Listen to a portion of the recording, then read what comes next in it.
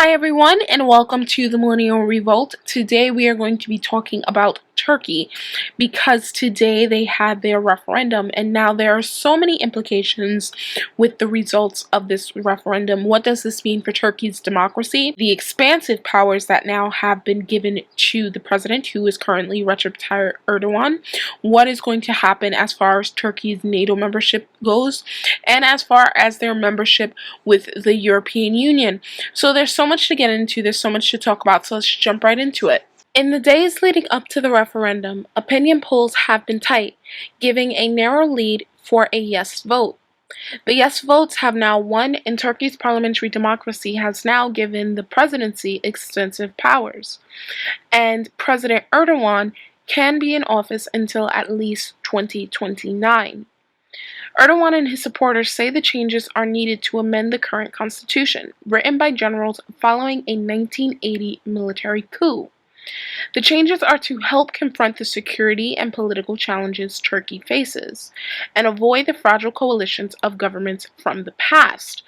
Opponents say it is a step towards greater authoritarianism in a country where around 40,000 people have been arrested and 120,000 people sacked or suspended from their jobs in a crackdown following last July's failed coup. The president would have strengthened executive powers to directly appoint top public officials, including ministers. The changes would implement a shakeup in the judiciary. The president and the parliament would together be able to choose 4 members of the Supreme Board of Judges and Prosecutors, which is the HSYK, a key judicial council that appoints and removes personnel in the judiciary. Parliament would choose 7 members of its own in what would be renamed the Board of Judges and Prosecutors, which is the HSK. The president would also be able to assign one or several vice presidents. The office and position of the prime minister, currently held by Binali Yildirim, would be scrapped. Under the proposed constitution, a state of emergency would be imposed in the event of an uprising against the homeland or acts of violence which puts the nation in danger of being divided. The president would decide whether or not to impose a state of emergency and then present it to the parliament. The number of members of the Turkish parliament would rise from 550 to 600. The minimum age limit for MPs would also be lowered from 25 to 18. Legislative elections would take place once every 5 years instead of 4, and on the same day as the presidential elections. The parliament will still have power to enact, modify, and remove legislation. If the president were accused or suspected of a crime, then parliament could request an investigation. The president will also have to be a Turkish citizen and at least 40 years old and can be a member of a political party. Currently, the president must be impartial and without party favor, although opponents have accused Erdogan of flaunting this. The change would again allow Erdogan to become leader of the ruling Justice and Development Party, which is the AKP, that he had co-founded in the first place. Now, Erdogan was elected president in August of 2014 after over a decade as prime minister, in the first ever direct elections for a Turkish head of state. The proposed constitution states that the next presidential and parliamentary elections are to be held simultaneously on November 3rd of 2019. If he wins, the president would have a 5-year term with a maximum of 2 mandates.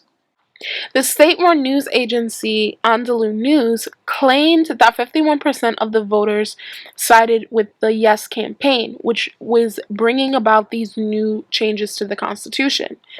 Now, the main opposition to this referendum was the Republican People's Party, which is the CHP, and the pro-Kurdish People's Democratic Party. The CHP said that they would demand a recount of up to 40% of the vote, saying that illegal acts occurred during the vote and that there were up to 2.5 million problematic ballots. The HDP also claimed that they had information that voter fraud was implicated in up to 4% of the ballots. Both parties said that they would appeal the votes. Now, here's where things get a little funny for me, and I feel that there was a lot of shady business going on in this referendum because the Supreme Election Commission said that it made the decision to count ballots that had not been stamped by its officials, saying that they would count these ballots as valid unless they could prove they had been fraudulent, citing a high number of complaints that its officials at polling stations had failed to stamp ballots.